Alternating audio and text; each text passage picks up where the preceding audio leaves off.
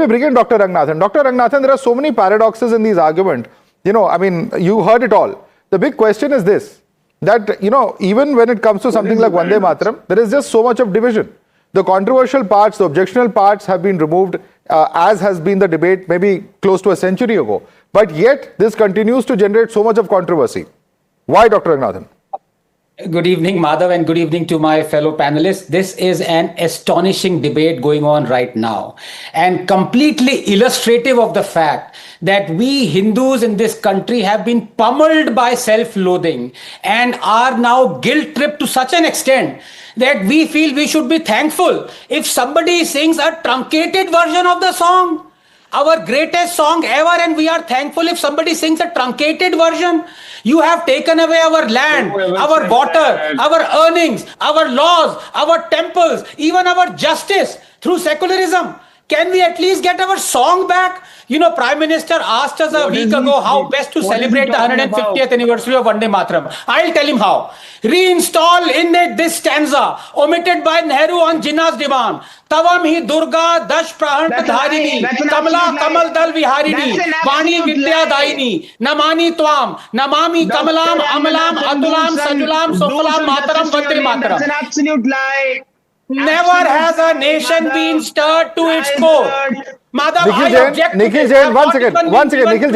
Nikhil Jain, you have spoken. Allow other panelists to speak. You will get a turn to respond to him. Dr. Ranganathan. He's lying. Fact check him like you fact check me whenever you. I will come to you, sir. You can fact check him. You can get all the time in the world to fact check him. Let him speak for the moment. This is shameful and talks of bad manners if somebody interrupts like this. Least of all a friend. Look, never has a nation been stirred to its core.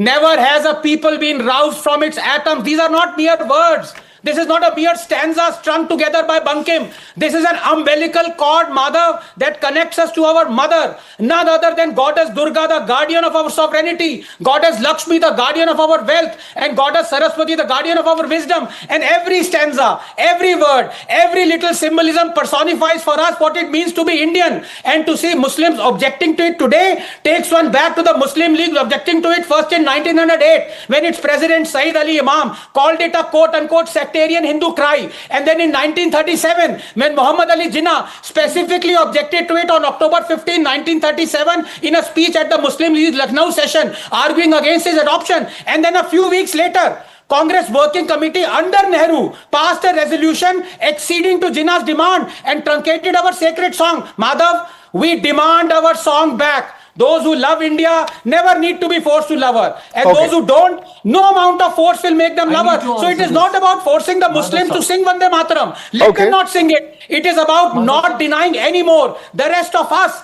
the ability to understand who we are. Children tied to our mother through this umbilical cord, Vande Mataram. You are free to think you emerged from the sand of Arabia. All we are asking is to have the freedom to think we came from the soul of India.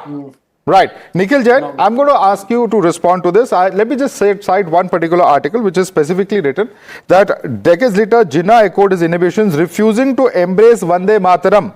Jinnah wrote in the New Times of Lahore, dated the 1st of March 1938, Muslims all over have refused to accept Vande Mataram or any expurgated edition of the anti-Muslim song as a binding national anthem. Quote unquote. Sarkar writes, Nehru then asked Tagore if the translation was accurate. It does seem the background is likely to irritate Muslims is the response.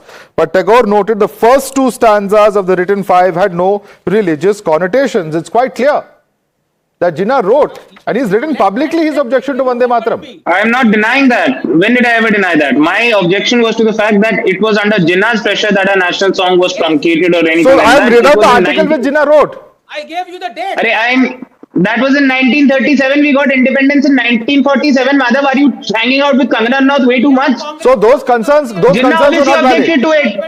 There was no issue. There was no issue of Jinnah's writing. No, there was an issue. That man created a country of his own. That man was a Hindu-phobic man. So then why do you have Nehru asking Tagore about the provisions then? If it's not pressure from Jinnah? It's the same article I'm reading consecutive paragraphs from. Madhav, do you understand the word consensus? Do you understand the word consensus? The national movement was a consensus between different communities, religions, castes. No, what you're calling consensus, he will call pressure. India its independence, unlike the RSS. It was the Hindu Mahasabha of the RSS wing that was allying with Jinnah in the very same 1937 to run governments under a colonial administration. It was the same RSS that was bootlicking the Britishers and not taking part in the independence movement. A consensus was reached in the Sir, where is the RSS coming to this? We're talking about the role of Jinnah, we're talking about the role of the freedom fighters, and where is the, I mean, I don't understand what the argument here is at all. We're talking about Vande Mataram. National song, Madhav, Vande Mataram became the national song of India only in 1950. By then, Jinnah had no role to play. He had already, thanks to the help of the Hindu Mahasabha and the RSS, already gotten a country of his own. An Islamic state. So then why were Jinnah's concerns then, accepted in that late stage is the question that Anand will ask you. Anyway, Dr. Ranganathan.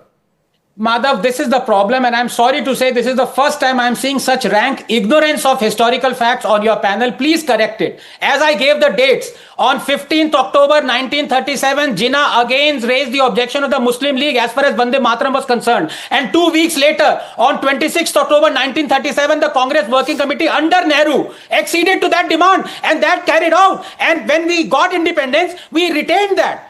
What is there to talk about facts out here? Does he not understand history? Nikhil, I can give you the verbatim speech if you want. So according to you, Nikhil Jain, Rabindranath Tagore was wrong, Nehru was wrong, all were wrong.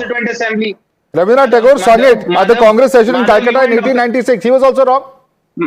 Madhav, you and Dr. Ranganathan have to understand that we had something called as a Constituent Assembly, who were indirectly elected members by the people of India, majority of whom were Hindus. Pretty much every single issue like this, including the issue of national song and national anthem, were debated at large in the Constituent Assembly. It was not the autocratic will of Nehru or Gandhi or Patel or the Congress party that prevailed. It was the democratic voice of our founding fathers and mothers.